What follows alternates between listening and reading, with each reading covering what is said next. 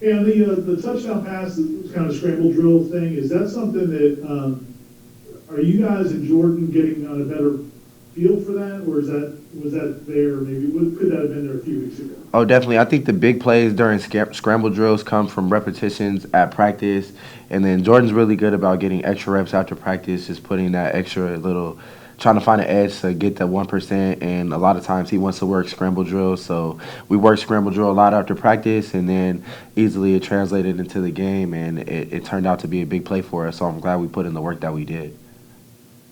Next will be Aslan Hardavani from Worcester. Cam, I guess with the exception of your guys' punter, you came the furthest away from your home to come play football for Florida State. You came here to play in big games and to win them, and you finally were able to get that on Saturday. Is it like a relief, like finally, it's been worth it, or is it like an infectious, you feel greedy, you want more of it now? You definitely want more because winning is addictive, but it felt good to be able to do it for the Seminole family because for a long time they've been waiting for that big win from Florida State football, and some of the people told us that that's the best Florida State football that they've seen since 2014, and that made me feel good to be a part of that. And it is addictive, so you do want more, and you want to be able to build and create some momentum going forward into the future so that we will be able to carry it for seasons to come. Next will be Perry from Tomahawk Nation. Hey Cam, something we've heard from players, from coaches, everybody has been growth. I mean, you personally, I think, have already doubled your receptions from last year. I mean, the team overall is having growth. What do you think is feeding into that, and why do you think you guys are finally taking that step?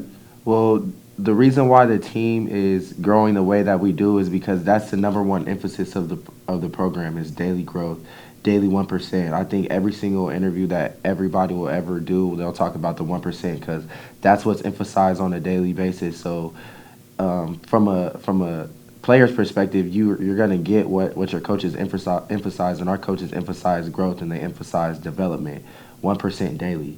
So when you see that from an individual perspective and you see that from a team perspective, it's because that's what's emphasized.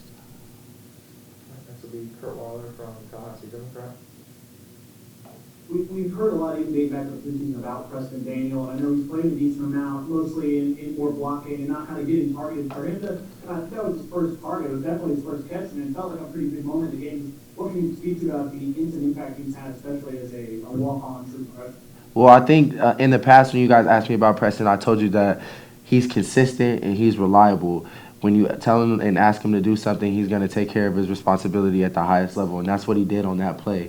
And he's that same guy every day in and day out. So I knew when they called his number, I knew it was going to be a big play because he puts the work in to put himself in position to make the big play. So I was proud of him just because he did it from an underdog role for a true freshman walk-on and going on Saturday in a big game against the number 5 team in the nation and make a play. I couldn't have been more proud.